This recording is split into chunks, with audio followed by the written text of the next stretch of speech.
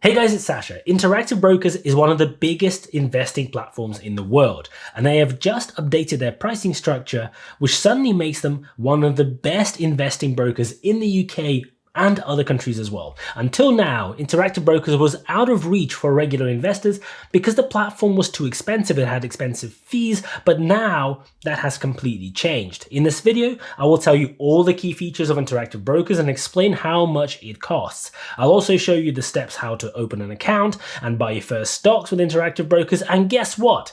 This video is not sponsored by Interactive Brokers, and I don't even have an affiliate link. They have absolutely no idea who I am. I just really like the platform, so I thought I'd talk about it in this video.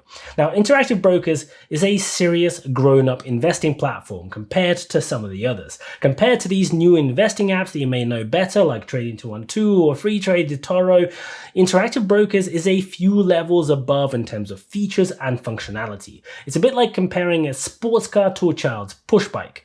They don't update their terms and conditions about once a month for no reason, and they don't have weird clauses in them either. But because of all of these extra features, Interactive Brokers can also be a little bit more complicated to understand and use. It is not as simple and minimalist as some of these other apps. There are three different ways in which you can use the platform. There is the web version and an app, which is good, but you can also download their trader workstation software if you really want to.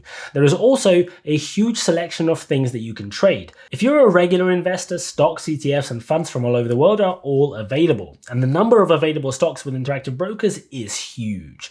For more advanced users, there's options and futures that are also available, something you probably won't find on any of these cheap new platforms. And then there's currency trading, commodities, and bonds as well.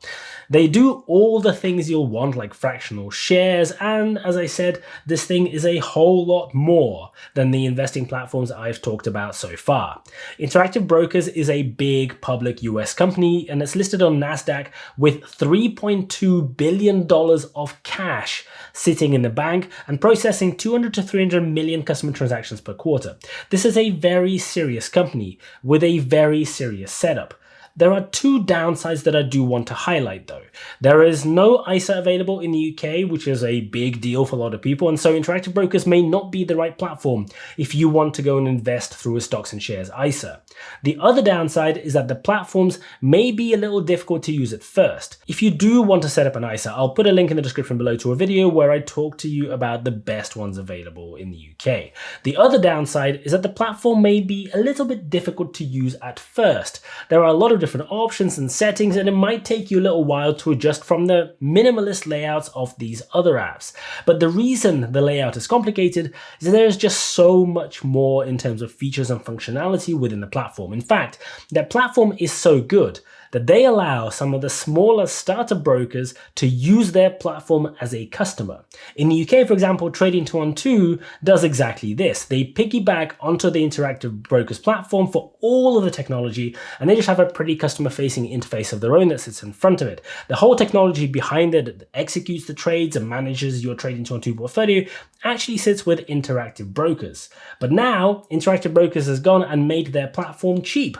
And for the sort of long-term investing that I want to do, I think they might be one of, if not the cheapest platform in the UK at the moment.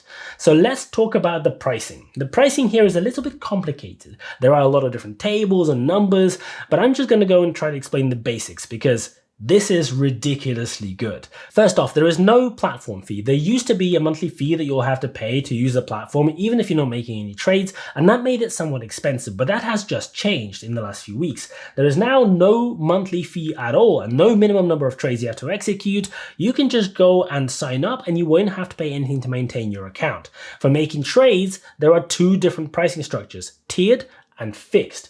It does vary depending on which stocks you're buying, but in general, the tiered prices are better when you're buying smaller amounts, anything under $8,000 or thereabouts, and the fixed pricing can be better for larger amounts. Now, because most people will not be spending tens of thousands of dollars per trade, I'd say the tiered pricing model is probably going to be the one that people want to pick. Now, I did mention this pricing is not simple like it is with all these other apps, but it is cheap.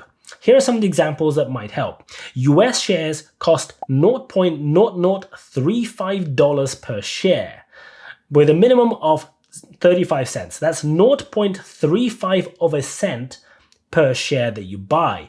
And let's say I buy 10 shares of Tesla, $700. That's a transaction that's going to cost me about $7,000.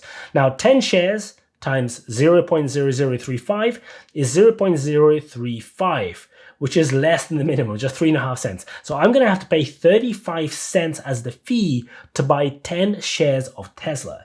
In fact, if I buy anything less than 100 shares of Tesla, it's going to cost me just 35 cents. There are some additional transaction fees added on, but these are really negligible. And unless you're paying huge amounts of money, you probably won't see any of it coming through. We're talking fractions of a cent here. But then you will also have to pay a foreign transaction fee. With Interactive Brokers, you can load whatever currency you like into the platform, and you can keep whatever currency you like on there. You can keep multiple currencies, which is super convenient. Because if I sell US stocks, I don't have to go and pay the currency conversion fee every single time I do it for it to become pounds and then make pounds into dollars next time I want to trade. But not only that, the currency conversion fees are seriously good too.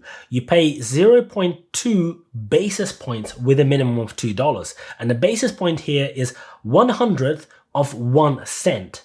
So unless you're exchanging over $100,000, you're basically just going to be paying $2 per exchange. So again, if you're only depositing a small amount, like say $100, this is going to be pretty expensive. That's going to be a 2% fee because it's always going to be $2. But if you put in say $1,000 in one go, then that conversion will only cost you 0.2%. And this is already really cheap compared to these new apps because you only have to do it once, not on every transaction. So if I use the previous example and I deposit $7,000 to buy those 10 Tesla shares, then the foreign exchange fee of $2 will only be 0.03%. And if I add the 35 cents that I'll have to pay for the transaction, I'm going to pay a total of $2.35, which will be about 0.034%, which is 5 times cheaper than trading 2-on-2. So Interactive Brokers is not a good option if you're wanting to put in lower amounts. The cheap apps will still be better. You can go and check out my links in the description for videos about some of those other platforms if you're interested, but if you're wanting to invest in regular stocks and your deposits will be say $1,500 or more in one go, that's about £1,000, then Interactive Brokers becomes really cheap. Remember that it's a conversion to dollars that costs $2 each time you do it. But each trade after that will only cost you 35 cents for most shares. So if you're not spending huge amounts, that's actually really cheap. Even on just a $100 trade, you're only going to be paying 0.35%, which is still, in my opinion, pretty good value. For me, even if I wanted to make some smaller trades than that, I'm still pretty happy because on average, it is still going to be much cheaper than using other platforms, and I'm happy to pay the extra for the security and functionality on those smaller trades. So let's quickly open an account and walk through the whole process step by step. First, you need to go to the Interactive Brokers website. Make sure you try to go for the UK website, it'll be easier. I'm going to link that website in the description below. It's not an affiliate link. And once you're on it, you need to click open an account and type in your email and username. After that, you're going to get an email with a link to complete the rest of your application. And this application will then ask you a load more questions, which will be a bit more thorough and a bit more in depth than some of those other investing apps that maybe you already have. First, you have to select your account type, and that question is not that easy. Most people watching this video, though, probably will want just a regular individual investing account. Then you have to provide a bunch of personal information, your name, address, phone number, identity documentation, your employment details, and some information about your income. You can then choose your base currency for the account, and I chose US dollars when I first created the account, but in truth, that setting doesn't really affect anything. You can hold money in multiple different currencies within that account regardless of what your base currency is, and the base currency is only really used for your statements and reports through the platform. And since I live and pay my taxes in the UK, I actually afterwards went and changed that base currency back to pounds after creating the account to save me manually having to do the numbers when I have to submit my tax returns. In the UK, you get a choice of 3 different account types: margin, portfolio margin, and cash. Cash is the regular investing type of account, and margin accounts require relatively high minimum amounts of about $25,000 or $100,000. And I think that almost everyone watching this video would probably want to select the cash account here. Next up, you want to tell Interactive Brokers a bit about your investing background. Now, make sure that you're honest here. These are not there to try to get you to answer the right answer or the wrong answer. This is to ensure that the products available to you, the markets available to you, are suitable. simple, that they are correct for your level of understanding and your level of experience. It is a really good idea here to give actual honest answers. Depending on what you say, they might ask some additional questions. Go and answer them as appropriate. You also need to add which products and markets you want to have available in your account. Now, you can always add more later, so I wouldn't try to put everything down here at the beginning. Stocks is probably what most people are here for and what they are coming to the platform to use. So I went and selected that as well as a few other things, and I selected all the available markets. Just before you continue, there is one super interesting question. You can enroll in the stock yield enhancement program. This allows Interactive Brokers to lend your shares out to hedge funds and the like, and you get to earn half the money that those people pay for borrowing your shares. That is pretty cool. Not only do you have complete control here, but you also get paid for your shares being lent out instead of your broker getting to keep all of that revenue. The next step is to confirm that you are not a US person for tax purposes, and you can get the lower 15% withholding tax on dividends, and that's it. Hit submit, and it's all done. To complete the process, you need to send a photo of a document confirming your address. I submitted my driving license. It says that it'll take 1 to 3 business days to approve, but mine actually only took about 10 minutes. So hopefully it'll be pretty fast for you as well. So now your account is open, and the next step is to deposit some money. This is how it works in the UK. Go and click deposit and it'll ask you how much you want to deposit. Afterwards, it'll give you a reference code made up of some letters and numbers, and you'll need to go to your bank and make a payment to the bank account that they provide to you and put that code in as the reference. Now again, it said that it will take about a business day or possibly longer for my money to turn up, but it actually landed in my account in just about 10 minutes. So the whole process end to end when I was doing the application only took about 25 minutes from start to finish, including the waiting time. And I could trade pretty quickly. I did all of this before the markets opened. There are 2 more steps that I did before buying shares. First, I changed my pricing plan fixed to tiered. You can try both out to see how much it's going to cost you to buy the shares, but for smaller accounts, with smaller amounts like mine, tiered pricing I think is what you will want to go for because I think it's cheaper. And then you're going to have to convert your money.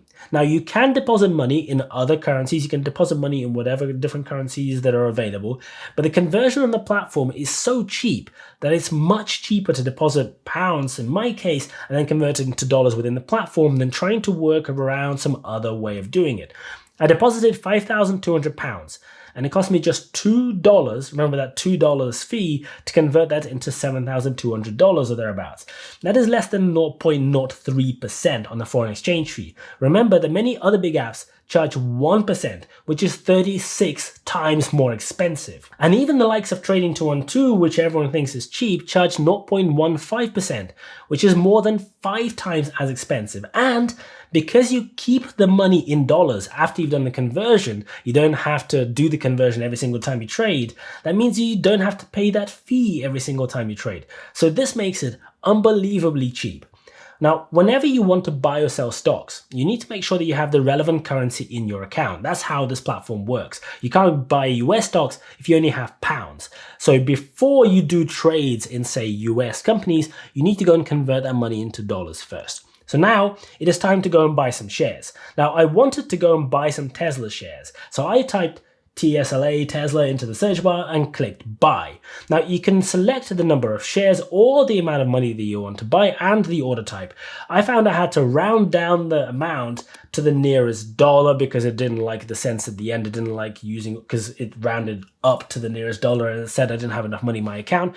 So I went and bought about $7,200 worth of Tesla shares, and you can see that the Interactive Brokers routed the whole shares path through something called Island, and I got the 0.15 fractional shares from Interactive Brokers themselves. So in the end, I ended up depositing £5,200 and I got 10.1537 shares of Tesla, plus I still have $3.30 left over as cash because I rounded down a few more dollars than I needed to for no particular reason. Now the exchange rate I got on the day was 1.38505, which was bang on what the real life spot rate was at the time. I just went into Google and it was exactly the same. I bought my Tesla shares for just under $709 on average, as you can see here. And the cost, you can go and find what the cost of that was by hitting reports, then other reports, then transaction cost analysis. Now, my transaction cost analysis didn't show up until about a day or two later. So if you go and click on it and it doesn't show those costs, just wait and they'll turn up. So you can see here that I paid $2 for the cash conversion. It shows it in my base currency here, so £1.45. And I also paid 35 cents for the shares. Again, it shows it up in pounds as 24p. And that is just bonkers. That transaction cost me 0.03% in total, including the foreign exchange fee. This is way cheaper than any of the other options I know. And if I choose to say sell those shares in the future and then buy something else with the money, say some other US company, I'm going to have to pay 35 cents to sell and another 35 cents to buy, which is way cheaper than this 0.03% that I just did, because I don't have to pay the foreign exchange fee every time. This is crazy, and I am liking this a lot. So I'm actually in the process of moving all of my non-ISA money into Interactive Brokers, and I will be using more of that platform in the future. I've just sold out of all of my other non-ISA positions, and I'm waiting for the money to move over. Now, if you found this video useful, if you found it interesting, please don't forget to smash the like button for the YouTube algorithm. Thank you so much for watching. I really appreciate it, and as always, I'll see you guys later.